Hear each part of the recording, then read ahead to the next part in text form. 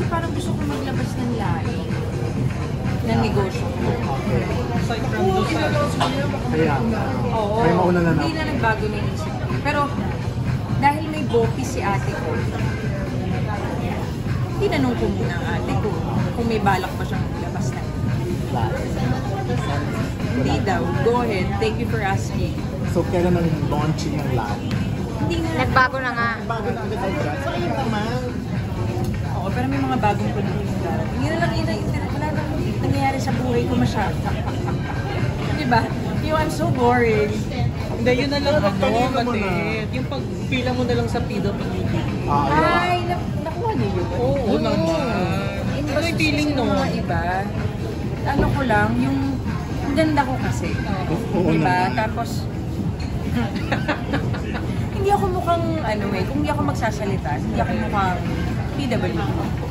So, yun nga, pumila ako, may dala akong toothbrush, may dala akong harina. Yun ang dala-dala ko, nakaganyan ako. Sabi nung babae, hinawakan ako sa braso. May kaya. Hi, sabi niya, isang pila lang tayo. Ito lang tayo. Ay, sabi ko, PWD mo ako. So doon pa lang, I'm sorry. Sabi ko, sorry din mo. Tapos nakatayo akong gano'n. Pinagtitinginan na ako ng mga tao. So yung kahihiyan, diba? Hiya ako talaga. Although, walang nasa likod ko na matanda or whatever. So, bakit hindi ako doon ipiya? Ayan lang. Pinagtitinginan. Medyo ano lang, issue ko lang doon is respeto siguro dun sa mga hindi nakikita disability. Kasi a lot of people don't know kung anong pinagdadaanan ng iba. Pag depressed kasi ang isang tao, sobrang hirap maligo. Sobrang hirap kumain. Sobrang hirap lahat. Baka pati yung pagtayo at pagbili ng mga kailangan nila sa grocery, hirap na hirap sila. Hindi nyo alam. Diba? So, baka may pinagdadaanan ng iba. Pero Matet, klaruin natin, ano talaga yung para mag-qualify ka sa PWD. At may ID ka naman, for sure, hindi ka naman pipila doon. At may booklet ako. May booklet, kaya nga kumpleto ka ng documents. Hindi ko masabi, no? Pero kailangan ma-diagnose ka. At pag na-diagnose ka, saka ka mabibigyan ng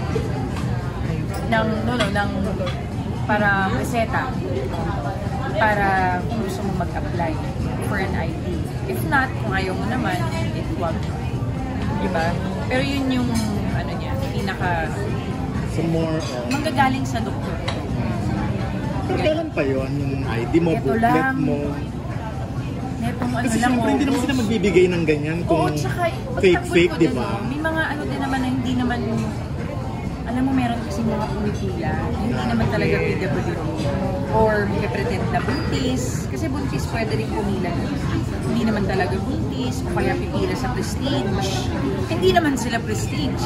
I think they can get away with that. Right? Kasi we let them. Mga grocery siguro dapat, magpapila, okay lang. Pag wala kang ID, pila ka na lang ulit sa iba.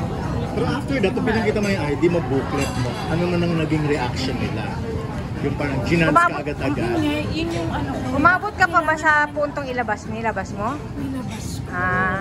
Kasi after that, kung sabi ko PWD po ako, yun namang nasa likod ko.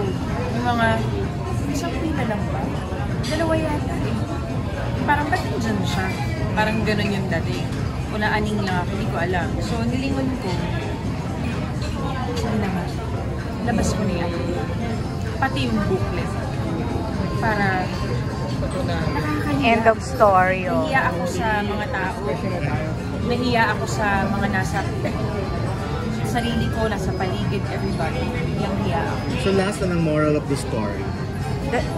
Ikabit mo na. At diba, bakit nga Ana kailangan umabot sa na yung mga may mental illness or yung may mga problema sa tenga, sobrang labo ng mata, hindi nakikita ko ano talaga yung hindi iika-ika. Alam mo yun, kailangan namin mag-isabit sa leeg. Respeto.